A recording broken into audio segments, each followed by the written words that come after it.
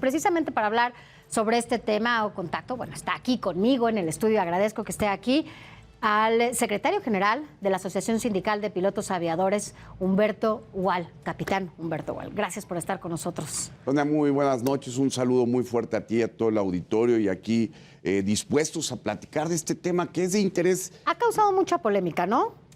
Ha causado polémica, pero es un tema de interés nacional, no nada más del sector aéreo. Mira, México, como tú recordarás, está degradado a la categoría 2 por la parte de la Agencia Federal de Aviación Civil en Estados Unidos.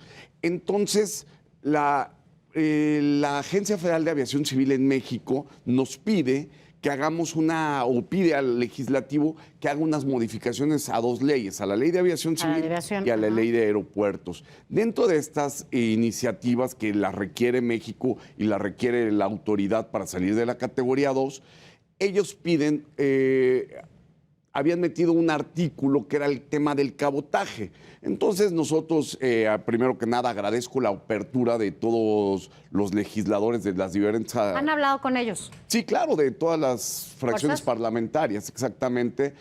Agradezco la apertura porque como son datos sumamente técnicos, nosotros les pudimos compartir todos los estudios que tenemos, que hemos recogido por todo el mundo y que tenemos estudios muy precisos de las implicaciones del cabotaje, de todo lo que se necesita para que México tenga una aviación como la que se necesita. Hoy la aviación representa 3.8% del Producto Interno Bruto, pero hemos dicho que no es el lugar que le corresponde a México. México le debería de corresponder al menos tener un 6 a un 7% de estos ingresos. Ahora, hablaron con los diputados, un factor importante en esta pausa para que se incorporara el cabotaje, que todo apunta que se va a retirar de esta ley de aviación y aeropuerto, las reformas que se tienen que hacer, es que también habló el secretario de Gobernación con ellos para hacer esta pausa. ¿Ustedes hablaron con el secretario de Gobernación, se sentaron con él y también le explicaron estos puntos? Que efectivamente nos entrevistamos con él un momento rápido, su agenda es muy ocupada.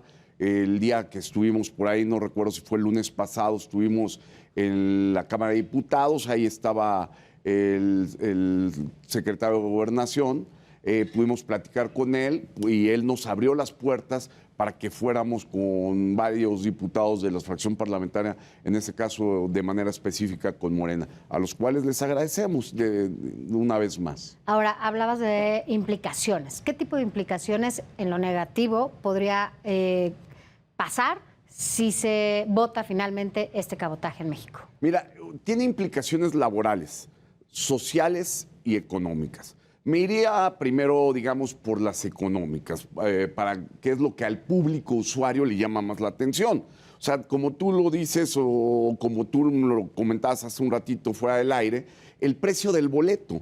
Se cree que viniendo una mayor competencia los precios van a bajar. Pero yo voy a poner dos ejemplos reales. Portugal y Francia. Portugal y Francia tienen un cabotaje muy regulado por una agencia supranacional en Europa, pero tienen los boletos más caros, de los más caros en Europa.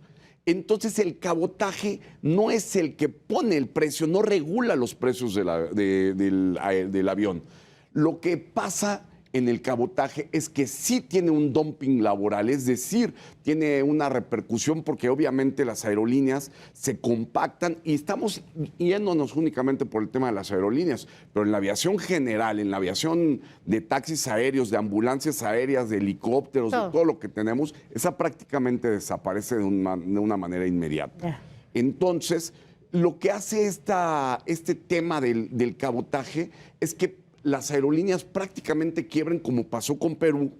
A Perú le pasó en la administración del presidente Fujimori, abre el cabotaje, desaparece la línea del Estado y todos estos trabajadores se tuvieron que ir a otros países y obviamente ¿dónde pagaban ellos sus impuestos o dónde pagaban ellos sus prestaciones? En los países donde los contrataron. Ese es un impacto laboral. E inclusive es tan sencillo como esto. Si tú compras un boleto con American Airlines, ¿a dónde queda el dinero? ¿En México o en Estados Unidos? Claro, en el país donde entonces, el precio del boleto, fíjate lo que te voy a decir. El precio del boleto en México es sumamente costoso, ¿pero por qué? Según el Foro Económico Mundial, en el 2019, hace un estudio que México y Chile tienen los precios más bajos del boleto de avión. Pero una vez que les incorporas... Oye, todos los que nos están viendo, sí, ¿de verdad? Pero una vez que les incorporas las tarifas y los impuestos, se vuelven los más caros. Y lo sabemos. México es el más caro. Pues no, seguramente a quienes nos están viendo, de repente reciben estas ofertas, ¿no? De tu vuelo en 300 pesos, porque incluso a mí me han llegado. Entonces la compras en 300 pesos y ya cuando vas a pagar resulta que no son 300 pesos, te cuesta 2,000 pesos un vuelo, ¿no? O sea, y estamos hablando de un sencillo, por ejemplo. Sencillo. ¿Por qué? Mira, el boleto, todos los mexicanos pagamos el 16%, los boletos de avión pagan el 16% de IVA para vuelos nacionales y 4% de IVA para vuelos en frontera. Ahí le incorporas el TUA, que México es de los más caros de todo el mundo en la tarifa única de uso aeroportuario. Que ahí es donde debemos de... ¿Esa tarifa la pagan las aerolíneas? No, la paga el público usuario. ¿Y no? La paga cada pasajero que compra un boleto es el que la pagamos nosotros. La pagas tú. Por eso lo que tú decías, la oferta de 300 pesos, eso es lo que ganaría la aerolínea. Lo demás es lo que queda con los grupos aeroportuarios con los impuestos. Ese es el tema. Pero además el IVA y además todo lo que nos cobran. Exactamente. Por ejemplo, Chile lo que hace es... ellos redujeron bastante sus pagos de TUA, sus pagos de impuestos, y eso hace que el boleto sea mucho más accesible. Ahora, dime algo, capitán. Este cabotaje en México, o sea, hay quien se lo preguntaba y justo en la reunión que teníamos previo a entrar al aire, es... ¿Este tipo de cabotaje no les da a ustedes, a las aerolíneas nacionales, la posibilidad incluso, ya lo decías que no, pero bueno, ¿por qué no pueden mejorar los costos en el tema del TUA? No sé si se pueden hacer acuerdos, o sea, ¿por qué tenemos un impuesto o una tarifa tan alta?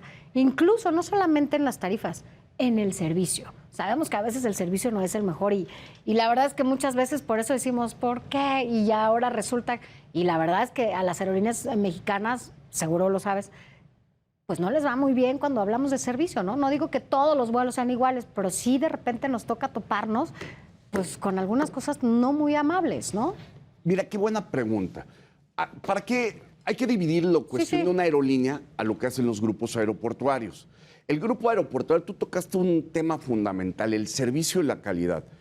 El TUA que tú pagas de esos 300 pesos que comentabas que te salió la oferta y que se te subió, ese dinero llena el grupo aeroportuario, el cual tiene que tener sistemas y servicios de calidad. Es decir, que tú llegues de tu avión, te bajes rápido, te den tu equipaje de manera rápida, que pases aduana de manera expedita, que tengas baños limpios. Que además todos son servicios diferentes, no todos dependen de la aerolínea.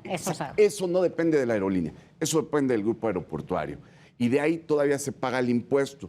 Ahora, nosotros qué hemos dicho y qué es lo que queremos proponer, porque no nada más es decir no al cabotaje o esta situación. No, lo que queremos hacer es impulsar, ayudar al país para que tengamos una verdadera política aeronáutica de Estado que nos permita llegar a un 2030, 2040 con una visión de futuro. ¿A qué me refiero? Si yo como gobierno digo, quiero que este 3.8% que tengo hoy me genere el 6%, claro, tengo que hacer lo correspondiente, porque la aviación no nada más es turismo, es industria, claro, comercio, competitividad, y ahorita lo vas a ver con Tesla.